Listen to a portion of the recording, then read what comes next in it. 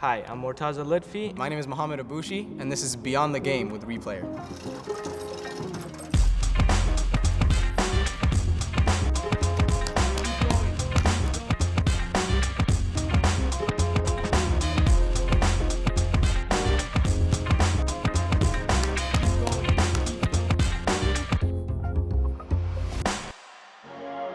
What's your childhood favorite team and how did they become your favorite? As a child, started with Manchester United because of CR7, right? I've never seen a player like him, ever. Even today, I still, no matter what, no matter who says anything, I'll always defend him. So I always tell people I used to jump from Man U, then I went to Real Madrid, now I'm a Juve fan. But I'm just a CR7 fan, strictly and solely. Have you cried after a soccer game, and if so, which one? Yes, I've cried after soccer games, soccer practices.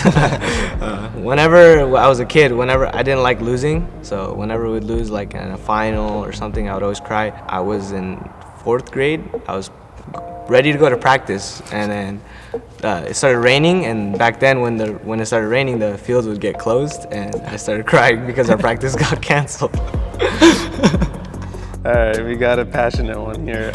Take us back to the beginning. When and where did you start playing soccer, and then who was the person that encouraged you to play? The person that encouraged me to play was actually my dad, and his dad as well. I was always a basketball player before I was a soccer player. You saw my height when we stood up. I'm 5'8", I'm not 6'3". I was like, you know what?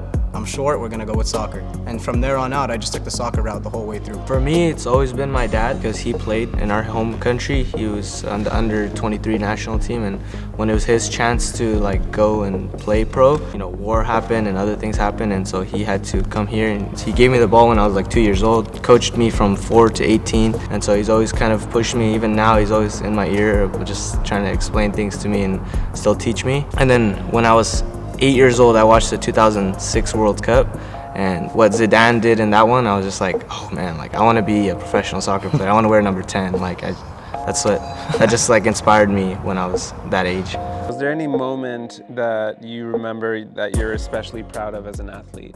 I've been called up for the Afghanistan under-23 national team, but I never went because of issues with, like, my dad was worried about safety, and Mo will say the same thing. We've failed a lot through our journey. Like, we've had many like Countless shortcomings times. And, you know, L's and people telling us that we're not good enough or whatever. We don't want you, multiple times. But it's the work that's persisted and like the, you know, the faith in God and in myself. Continue to push through that and say, I'm gonna do it no matter what. And because I love the sport. I'm not really like proud of a specific moment, just saying like I continued even though being realistic would have told me to stop. There's a lot of others, and young kids mainly, right, that are not yet in your position. So what are you guys doing at the moment to sort of increase your odds of making it to that? Because it sounds like you're in this phase and you guys are trying to sort things out. What are those things that you're doing so that you can kind of open up these doors and opportunities? Well, right now, for example, we're here almost every single day, you know. This is technically work for us, but at the same time, we don't consider it work because this is what we like to do, you know. We train the kids. We're over there passing hundreds of balls. We don't have a machine like Toka does, you know. Toka's like another training facility. We don't have the machines that automatically get the ball to, you know, their feet every single time. We do that. So we are, Israel, our boss, always says, we are the machines, you know? We have to be well oiled, like we have to have the proper nutrition to come out here and do this every day because this job is very demanding, you know? And on top of that, we get our touches in, we get to work out. Like for example, if he coaches a kid for an hour, I'll go lift for an hour, and then vice versa, we'll switch. You don't have a tunnel vision of going straight into the pros yet, you know? It's a mixed path. So right now, we're very patient.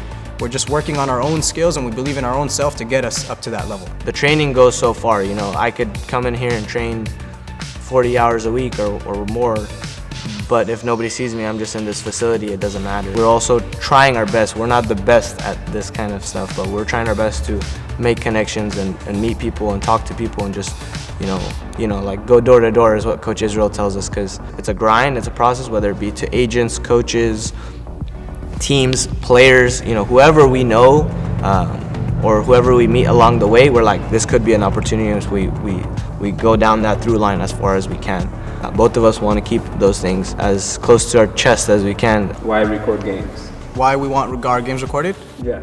So the reason why we want our games recorded is, like I told you, I don't want to be somebody that just tells other people, hey, I could do this and I could do that, and have no proof to back it up. And on top of that, I've been in this situation where we've had to go to open tryouts, like LA Galaxy, like Mount Sac, you know, and not make the teams. Why?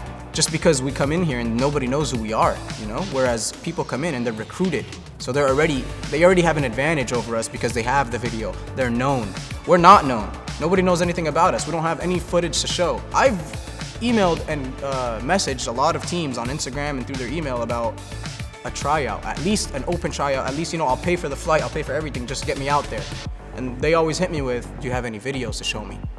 No, I don't, you know? And if I do, it's in like 480 quality where you can't even see the ball, you know what I'm saying? So I really need video in that sense because it really gets you out there. It really gives you the next step, especially with the whole world going online. You kind of need it in order to, you know, push you out further.